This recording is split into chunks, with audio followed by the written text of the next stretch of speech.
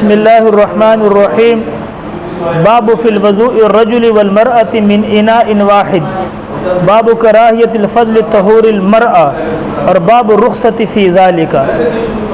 یہ تین ابواب یکے بعد دیگرے ہیں، تین ابواب ہیں۔ ان تینوں ابواب کا خلاصہ یاد رکھیں۔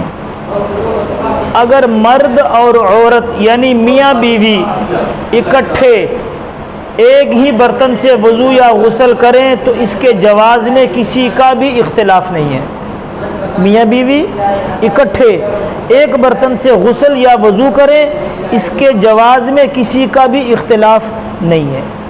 نمبر دو، مرد کے بچے ہوئے پانی سے عورت وضو یا غسل کرے، اس کے استعمال کرنے میں بھی کسی کا اختلاف نہیں ہے۔ اختلاف اس صورت میں ہے کہ مرد کی غیر موجودگی میں عورت نے پانی استعمال کیا، غسل جنابت کیا، وضو کیا، تو اس پانی سے مرد وضو یا غسل کر سکتا ہے یا نہیں، اس میں اختلاف ہے۔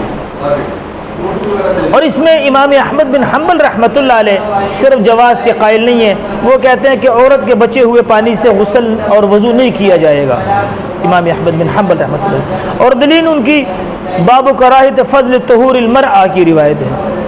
وہ کہتے ہیں کہ حضور علیہ الصلوۃ والسلام ایک مرتبہ گھر میں تشریف لائے، حضرت میمونہ رضی اللہ تعالی عنہا فرماتی ہیں کہ میں نے غسل جنابت کیا ہوا تھا اور پانی بچا ہوا تھا، جب آپ علیہ الصلوۃ والسلام نے ارادہ فرمایا غسل یا وضو کا اس پانی سے، تو میں نے کہا یا رسول اللہ صلی اللہ علیہ وسلم، میں نے اس پانی کو استعمال کیا ہے اس حالت میں کہ میں جنابت میں تھی، یہ خبر دی حضور علیہ السلام۔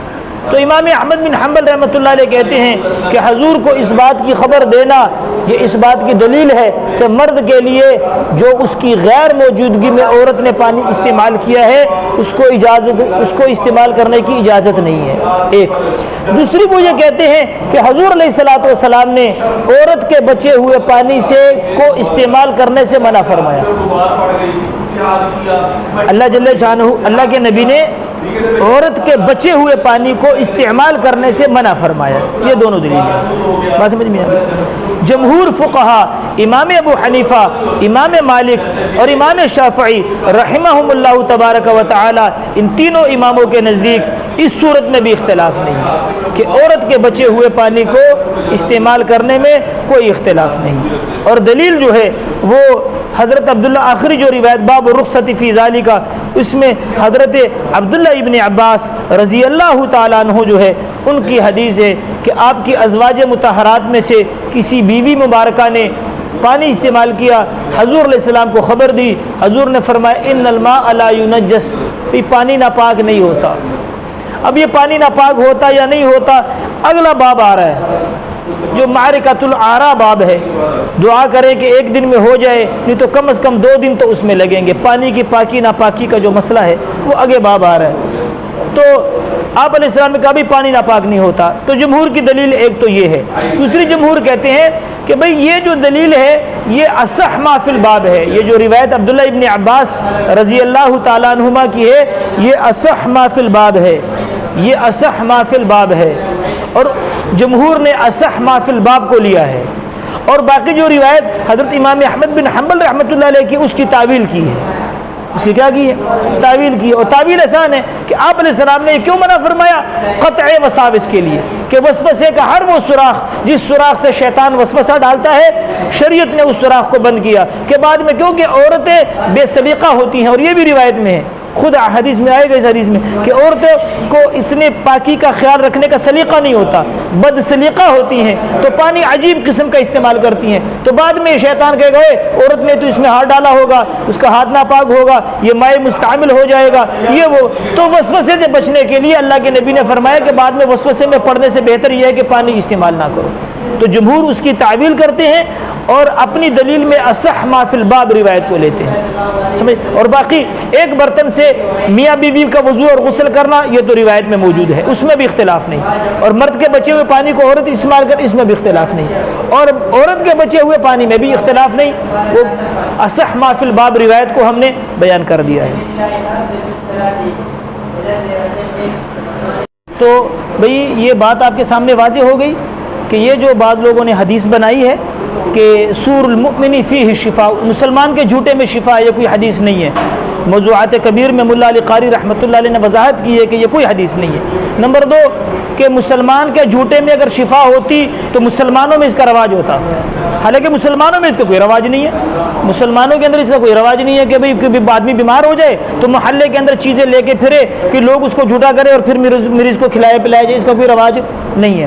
ہاں اتنی بات ضرور ہے، یہ بات ذہن میں رکھ لیں، ذہن میں بٹھا لیں کہ بھئی یہ جو ہمارے یہاں ہوتا ہے نا جھوٹا، یہ فلانے کا جھوٹا ہے، یہ لفظ کذب کا ترجمہ ہے اور یہ غلط ہے۔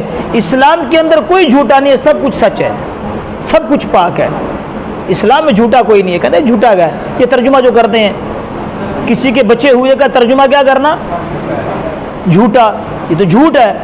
اسلام میں سب کچھ سچ ہے، کسی کا بچا ہوا، ابھی یہ قاعدہ یاد رکھیں، کوئی بھی ہو، صرف انسان ہو، کوئی بھی ہو، کسی مذہب سے تعلق رکھتا ہو، اس کا جھوٹا پاک ہے، اس کے ساتھ بھی کھا سکتے ہیں، اس کا بچا ہوا اس کے بعد بھی کھا سکتے ہیں۔ ہاں اسلام کے اندر تبرک کا رواج ہے کہ نیک لوگوں کا بچا ہوا کھانا، یہ تبرک ہے، اس کا رواج ہے۔ جیسے ام ہانی رضی اللہ تعالیٰ عنہ کے گھر میں حضور علیہ السلام تشریف فرما تھے اور ازواج مطہرات گھر کی خواتین بھی بیٹھی تھیں، ایک عورت مشروب کوئی میٹھی چیز لے کر آئی، آپ علیہ السلام نے اس کو تھوڑا سا پیا، نوش فرمایا، آپ کا بچا ہوا جو تھا وہ دائیں طرف ام ہانی رضی اللہ تعالیٰ عنہ تھی، حضور کی چاچے کی بیٹی تھی، حضرت علی ان کی بہن تھی، حضور نے ان کو دیا، ان کا روزہ تھا، انہوں نے روزہ توڑ کے پی لیا۔